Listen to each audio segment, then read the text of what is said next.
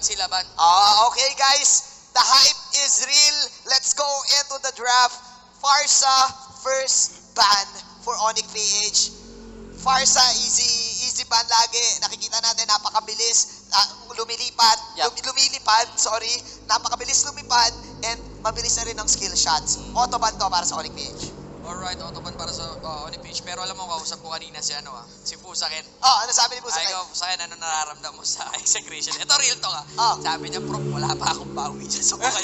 So wala pang bawi ang Onic PH. Grabe. Laban sa Execration, record-wise in terms of RG. Nagkatagpo sa rock RG. games, screams. Hindi ko sure kung kapasok ang scrims eh. Pero as far as I know, rank games. Rank games. Pero of course, pag nakikita yung mga team na yan, they don't just play eh. They want to win. So ganun ka-competitive tong both sides na to. Ganun din kainit yung Onic PH na makabawi sa Execration. Tsaka ito, malupit parang profi. Yung parang coach nila ngayon is si Rio, one of the dating champion ng MPL. Ay, diba? Ay, syempre, Angel representing. So, ang dito, ang knowledge dito ni Rio, dun sa mga drafting, so mabibigyan niya, parang tail din, diba? Malalim. Sabi kasi ni Korea dito, I want to take my talents to the Onic. Saan? To Amaryllis. Amaryllis. To QC. Sabi to QC. Sabi ni Rio dito, ay parang my time has come. It's time to become a coach. Parang It's my calling. It's my calling. Parang gano'n na nangyari. Looking into the picks and bans. Valier Grok for the side of Execration. Meanwhile, Onic PH going for that Sicilian ban. Diggy, Kari, and Cho. Magandang entrada para dito sa Onic PH, ha? Meanwhile, Execration, Selena, and Kufra. Ano to, Berting? Maganda yung pagkakapick ng Onic PH kay Diggy. Counter niya kagad dito yung Kufra, also the Selena. Pero Execration, I guess, for the Selena, gusto lang nilang i-open kagad yung time journey. Gusto kagad nila use, tsaka sila papasok. Pag tumama yung time journey... Mapipilitan eh. Ay, pag tumama yung arrow... Pwede mapilitan. Pwede mapilitan ng time journey and pwede rin mapilitan ng purify. Yes. Kumbaga, iniipit.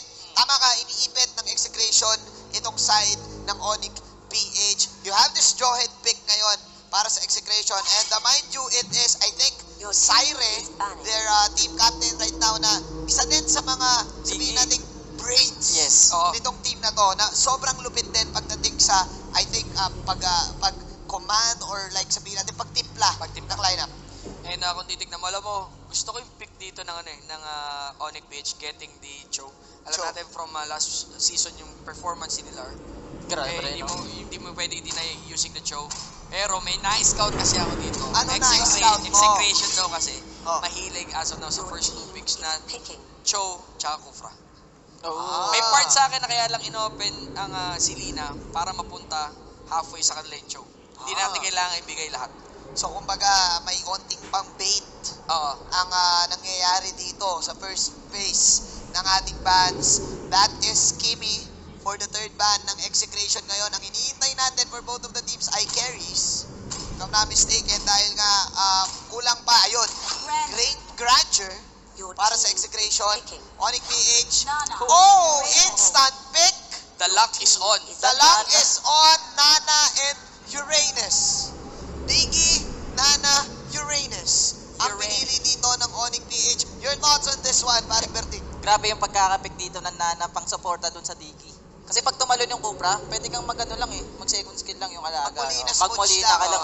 Imbis na mag-times journey ka. So basically, yung Onic PH dito, more on anti-initiate eh. Pero alam mo, naging notable pick tong sa qualifiers, Danana and Diggy. Kumbaga, sa dulo-dulo, napagtahi pa rin nila yung Retaso eh. Oo nga eh. Naiduktong nila sa dulo, kaya medyo, eto yung inaabangan from the qualifiers na nakita natin, the combination Nana, Diggy, and the Uranus. Yun nga eh, yung couple goals ng Diggy and Nana. Ito yung mga ginagamit ngayon ng mga duo na mag-girlfriend and boyfriend eh. Nana and Diggy. Tsaka I think this is a Uranus fighter ata to. Uranus fighter. Pwede kasi mag-rotation ng Kufra eh. Ay, ang Cho dito. Ang Cho. Ay, okay. Every time Diggy and Nana comes out, more than likely, they're gonna be winning the game. Yep. I mean, sure, in the early game, if they take advantage of the sub-level 4 disadvantage that they have, they would be able to control the Diggy and the Nana, but as soon as they reach level 4, that's when they're going to start to become problems that Execration needs to take note of. And speaking of Execration, we're going to go ahead and introduce our players here. Chaknu's going to be on the Kufra, Benny Cutie on the Selena, Syre on that Jawhead, Hate on the Grandeur.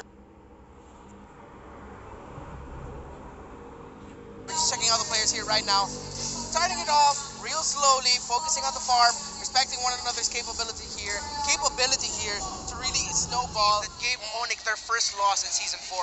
Yeah, and they also gave Execration a run for their money during the playoffs.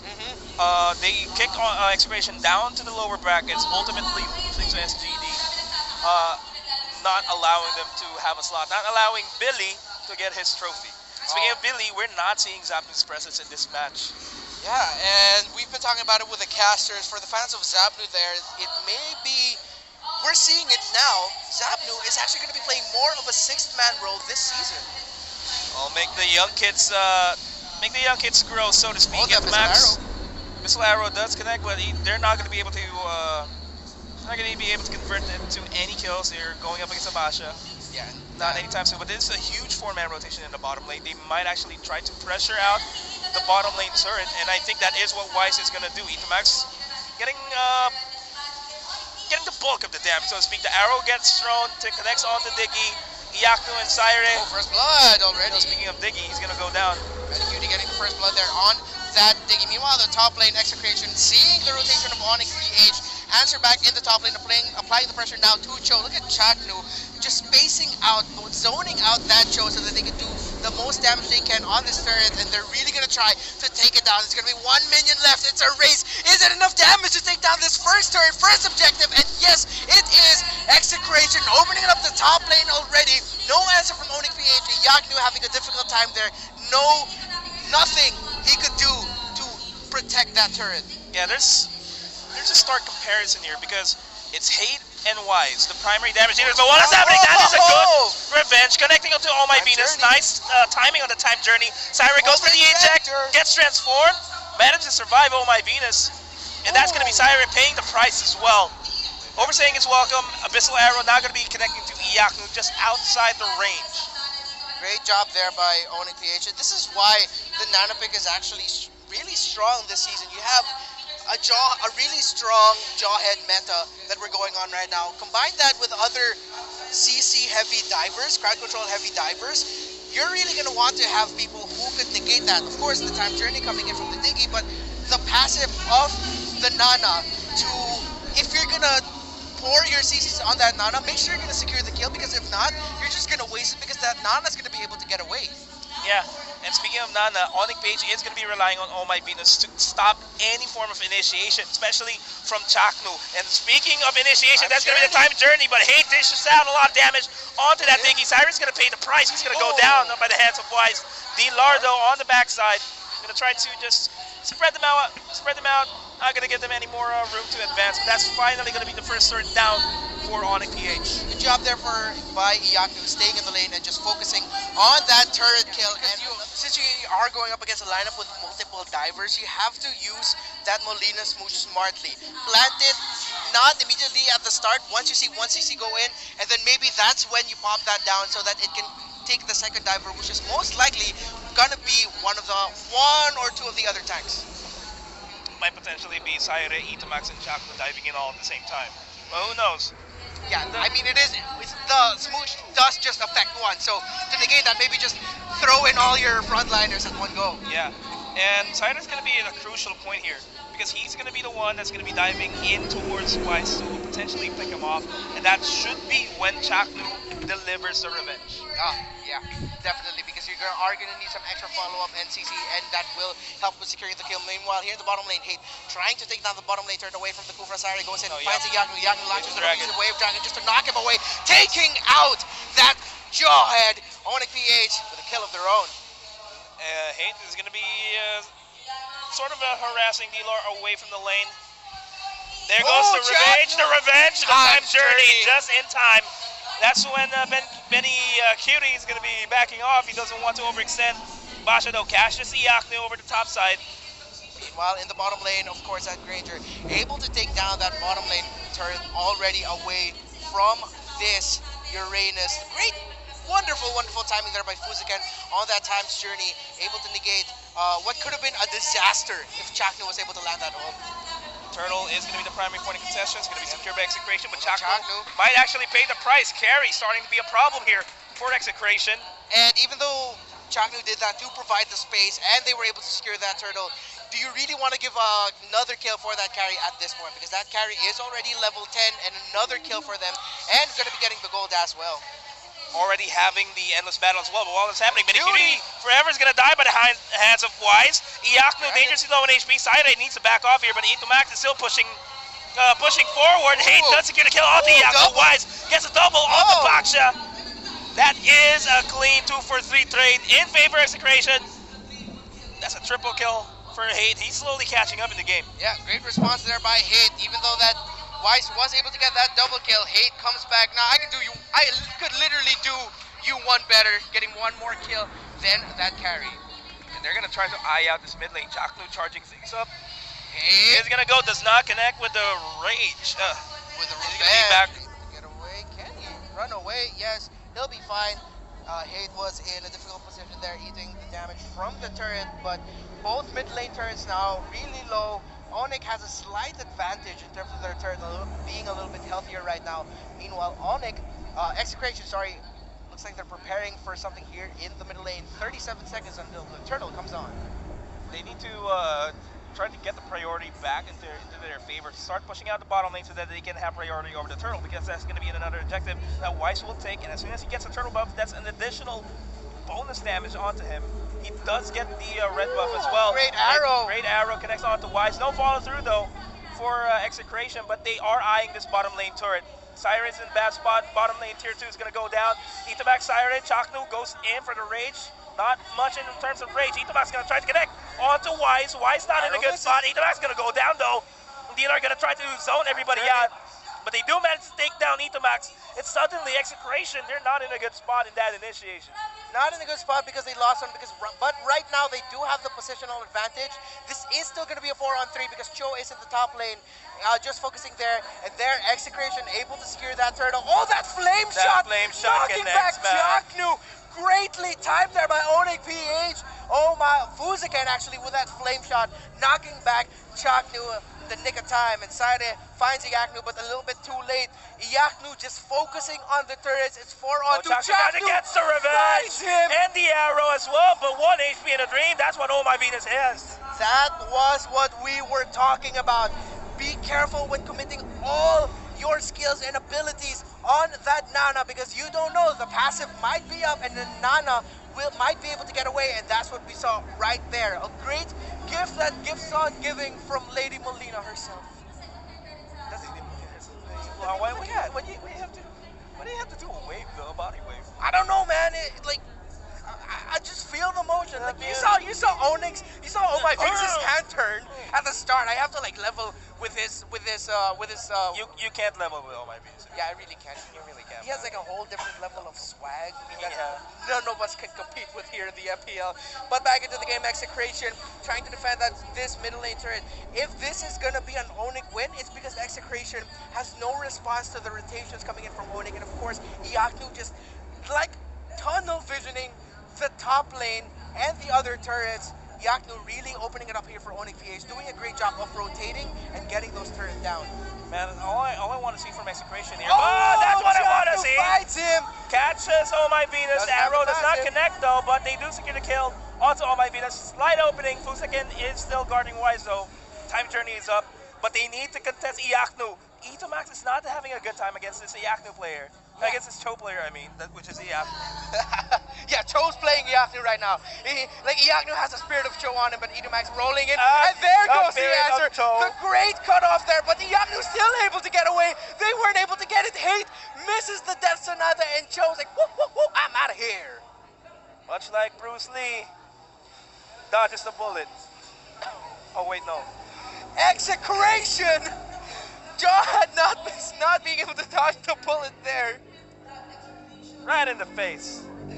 Onic PH now, they have the positional advantage here on the Lord. The Abyssal Arrow misses, but that gives them the information that Onic is looming nearby. And look at the Iaknu.